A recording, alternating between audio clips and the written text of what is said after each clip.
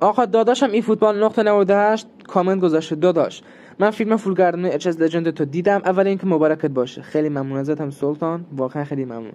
دوما چالشت اینه که با اچ اس لژندری یه سولو به اسکواد زیبا فقط با اچ اس لژند بزن. ممنون. من این چالش انجام دادم و امیدوارم حمایت شه. در ضمن اینم رنگ بتل که میبینید 100 نفر است. خب بریم.